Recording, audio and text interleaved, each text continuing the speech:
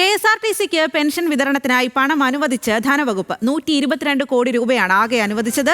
അതിൽ 72 കോടി രൂപ പെൻഷൻ നൽകാൻ ഉപയോഗിക്കും. 50 കോടി രൂപ ഈ മാസത്തെ ധനസഹായമായാണ് നൽകിയത്.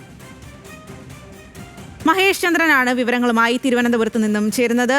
മഹേഷ് ചന്ദ്രൻ, എന്തായാലും KSRTC പെൻഷൻ വാങ്ങുന്ന ആളുകൾക്ക് ഏറെ ആശ്വാസകരമായിട്ടുള്ള ഒരു വാർത്ത തന്നെയാണ്. എന്താണ് ഇക്കാര്യത്തിൽ വകുപ്പ് പറയുന്നത്?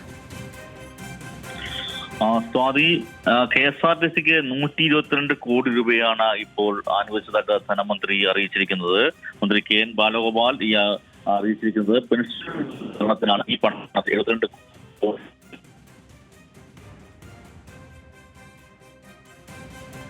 KSRTC പെൻഷൻ വിതരണത്തിനായി പണം അനുവദിച്ച് ധനവകുപ്പ് 122 കോടി രൂപയാണ് ആകെ അനുവദിച്ചത്. അതിൽ 72 കോടി രൂപ പെൻഷൻ നൽകാൻ ഉപയോഗിക്കുകയും ചെയ്യും. 50 കോടി രൂപ ഈ മാസത്തെ ധനസഹായമായാണ് നൽകിയത്. KSRTC പെൻഷൻ വാങ്ങുന്ന ആളുകൾക്കേറെ ആശ്വാസകരമായിട്ടുള്ള കാര്യമാണ്.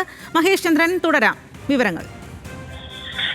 KSRTCക്ക് 122 കോടി രൂപ കൂടി ഇപ്പോൾ ധനസഹായമായി അനുവദിച്ച കാര്യമാണ് ധനമന്ത്രി KN ബാലഗോപാൽ അറിയിച്ചിരിക്കുന്നത്.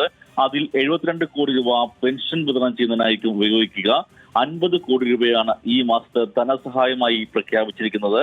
രണ്ടാം പിണറായി സർക്കാർ അധികാരമേറ്റതു മുതൽ ഇതുവരെ KSRTC നൽകിയിട്ടുള്ളത് 6523 കോടി രൂപയാണെന്നും മന്ത്രി KN ബാലഗോപാൽ വ്യക്തമാക്കിയിരിക്കുന്നു. സ്മൃതി.